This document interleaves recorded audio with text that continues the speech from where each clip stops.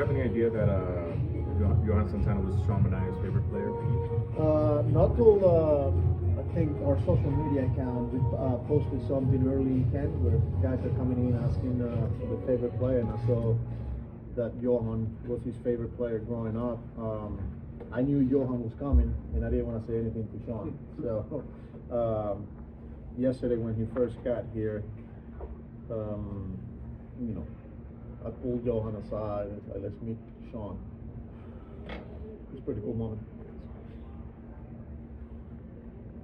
How valuable can that just be for a player like him, fellow lefty, just meeting a guy like that? Yeah, impactful. Every time you can get a player, with his experience and knowledge, not only for Sean but for everyone here in camp, and that's the reason why not only us but other teams are doing it. Bringing guys like that, spend some time around players, coaches, and for them to learn too.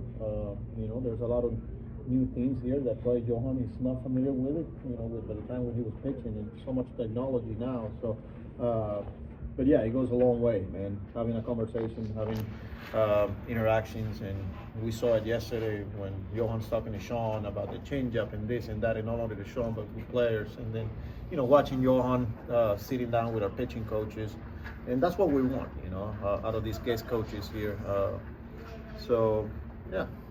We've also had a lot of the same players, ex-players come in to help. Nothing against those guys, but what sort of value is there in having a fresh person that's not really been around that much before? Yeah, like I said, it's guys are familiar with Strauss and Edgardo Alfonso, which every year is different, and the impact that those guys have and players is, especially for them that not only play at the big league level, but they know what it takes to play in New York. They know the expectations and winning teams and things like that. So, but yeah, a guy that's, is not familiar, hasn't been around,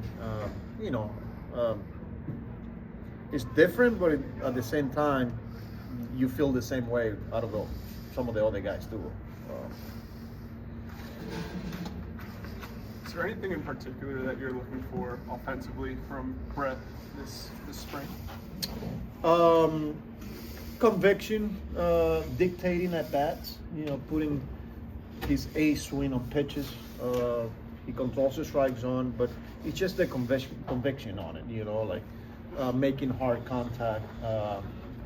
It's more like him driving the baseball, making some solid contact.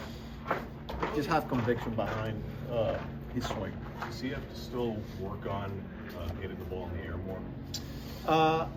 We know that the ground balls is, they've been an issue for him, but we want him to be a hitter, not so much concentrate on hitting fly balls, hit line drive, because with his power, if he's concentrating on hitting line drive, those backspins line drives are going to turn into homers or doubles. So I think he's just being more of a line drive hitter as opposed to just telling him, hey, you need to hit more fly balls. Be athletic, have some conviction on when you're making your decisions, and just try to hit hard line drives. So, when you look at that final bench spot that would appear to be up for grabs, how much are you looking for someone who can potentially give you an at-bat late in games versus maybe a defensive guy who can get other guys off their feet versus speed? Like, what are you sort of looking for from that spot? Everything, and it depends of when we break camp. What's our roster's going to look like? Is everyone's healthy? Are we better off taking a guy that can provide versatility? Defense is the number one priority. Is it a pinch runner late in game, or is it a guy that can come off the bench, whether it's a righty or lefty? So I think it all depends on where you're at roster-wise when we're getting ready to break camp. Does the shortstop piece matter much with Lindor playing most of the time, or you can try and get him more days off? Is that a consideration?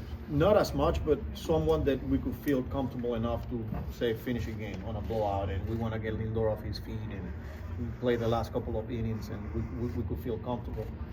If Lindor shows up sick, and then somebody that can give you start now, something happened, God forbid, to Lindor, then we will have a different conversation. But in the meantime, with Lindor healthy and ready to go, it'll be probably someone that could just hold the position for a short period of time. Just off the top of my head, I mean, Madrigal's obviously playing a little out there. Acuna. Mhm. Is there anyone else in camp that you would feel comfortable playing at shortstop? Well, yeah. I mean, Donovan. He's got experience up the middle, and we'll see where Beatty's at as camp progresses here. Right now, we want to see him, like I said, third and second. But who knows if we get to a point where it's like, you know what, he's comfortable enough. Let's give him a look at shortstop, see what it looks like. He's taking balls off the bat. I said it the other day. Yeah. So top of my head, I think those four is safe to say that. With Madrigal and Beatty, is there enough time to get them comfortable with shortstop between now and the beginning of the season? Yeah, maybe for Madrigal, we want to see more out of him as shortstop because we know he could play second and third, and that's a position that we want to see him perform. For Beatty, it's more like maybe a game, a couple of innings, and I'm getting ahead of myself here. We might not get to that point, so but there's time for that. How far along is Ronnie in his progression? When can he start taking grounders and stuff like that? Ronnie Mauricio? Yeah. Oh, he is taking grounders. Okay. I think it's just the volume, the intensity. So as far as like game goes, I said it from the beginning, probably mid-March. We just don't want to rush this kid here, but he's taking ground balls. Adam, and maybe a little bit of side to side, but not running full speed yet. What value do you think Acuna got from playing in Venezuela over the winter? A lot, because that's a very competitive league, where every pitch matters, every game matters. There's high expectations. The fans are all over you. There's media presence, and not only that is. One day you could be facing a guy from Able. Next day you could be facing a guy from the big leagues. He's, getting a lot of off-pit pitches, so for pitch recognition and things like that. But it's just the competition. It definitely benefited him from, and he had a good experience. I remember getting texts from him like he wanted to keep playing, but that the plan was for him to go down there and just play 1 month. So just to kind of continue to build on what he went through towards the end of last year for us, go there and compete, and that's what he did. You guys thought about what you do tomorrow if it was a wash? Would you give guys a short day? Yeah, so we know there's rain in the forecast. It'll be, yes, we'll see. It's Florida. You never know what's going to happen, but maybe a lighter day if we have to adjust. Maybe just stay indoors, obviously, because we're not going to be able to do much outside, and then we'll reset and go from there.